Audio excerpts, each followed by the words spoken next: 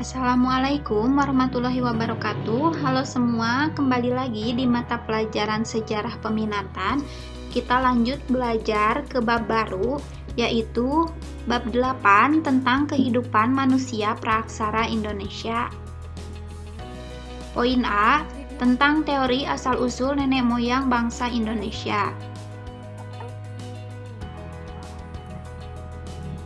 Yang pertama ada teori dari Yunan.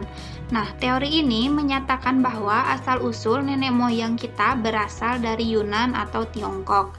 Nah, teori ini didukung oleh Muhammad Ali yang berpendapat bahwa bangsa Indonesia berasal dari daerah Mongol yang terdesak oleh bangsa-bangsa yang lebih kuat sehingga melakukan migrasi menuju selatan.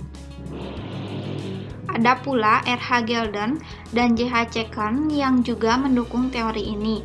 Dasar pendapat mereka berdua adalah yang pertama, ditemukannya kapak tua di wilayah Nusantara yang memiliki kemiripan dengan kapak tua yang ada di kawasan Asia Tengah. Nah, kesimpulannya bahwa telah terjadi migrasi penduduk dari Asia Tengah ke Nusantara. Dan yang kedua, bahasa Melayu yang berkembang di Nusantara itu memiliki kemiripan dengan bahasa Champa yang ada di Kamboja. Maka kemungkinan penduduk Champa yang ada di Kamboja ini berasal dari daratan Yunan dengan menyusuri Sungai Mekong dan sampai ke wilayah Nusantara.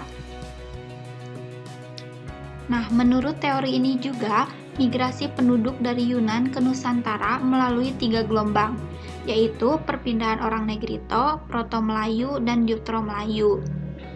Yang pertama, orang Negrito diperkirakan memasuki Kepulauan Nusantara itu sejak 1000 sebelum Masehi.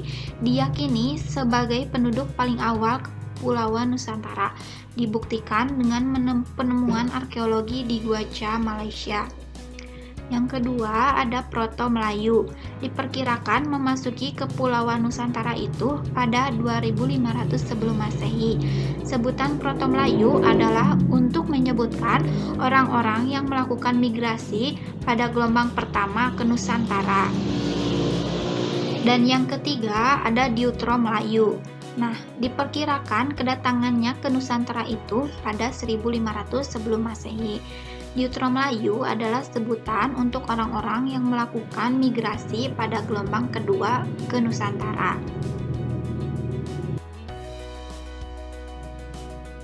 Nah, yang kedua ada teori Nusantara.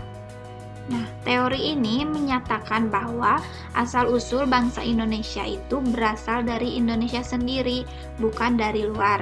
Teori ini didukung oleh Muhammad Yamin, Goris Kerak, dan J. Crawford. Teori Nusantara ini juga dilandasi oleh beberapa argumen, di antaranya yang pertama, bangsa Melayu merupakan bangsa yang berperadaban tinggi. Yang kedua, bahasa Melayu memang memiliki kesamaan dengan bahasa Champa atau Kamboja. Namun, persamaan ini hanyalah suatu kebetulan saja. Adanya kemungkinan bahwa orang Melayu adalah keturunan dari Homo soloensis dan Homo wajakensis. Dan yang ketiga, adanya perbedaan bahasa Austronesia yang berkembang di Nusantara dengan bahasa Indo-Eropa yang berkembang di Asia Tengah. Yang ketiga, ada teori Out of Taiwan. Teori ini berpandangan bahwa bangsa yang ada di Nusantara itu berasal dari Taiwan, bukan daratan Tiongkok. Teori ini didukung oleh Harry Truman Simanjuntak. Menurut pendekatan linguistik, dijelaskan bahwa dari keseluruhan bahasa yang digunakan, suku-suku di Nusantara itu memiliki rumpun yang sama, yaitu Austronesia. Akar dari keseluruhan cabang bahasa yang digunakan leluhur di Nusantara itu berasal dari rumpun Austronesia di Formosa atau dikenal dengan rumpun Taiwan. Selain itu, tidak ditemukan kecocokan pola genetika yang sama dengan wilayah Tiongkok. Dan yang keempat, ada teori Out of Africa. Teori ini menyatakan bahwa manusia modern yang hidup sekarang berasal dari Afrika. Dasar dari teori ini adalah berdasarkan ilmu genetika melalui penelitian DNA mitokondria gen perempuan dan gen laki-laki. Dan menurut ahli dari Amerika Serikat, Max Eichmann, manusia modern yang ada sekarang ini berasal dari Afrika antara kurun waktu 100 sampai 200 ribu tahun lalu. Dari Afrika, mereka menyebar keluar Afrika.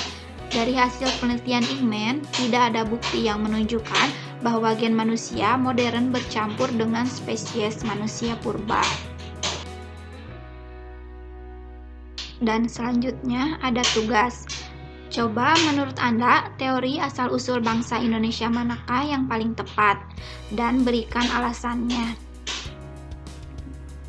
Nah, itu tadi materi kita hari ini tentang teori asal-usul nenek moyang bangsa Indonesia. Dan sampai di sini dulu pembelajaran kita hari ini. Sampai jumpa di pembelajaran selanjutnya. Wassalamualaikum warahmatullahi wabarakatuh.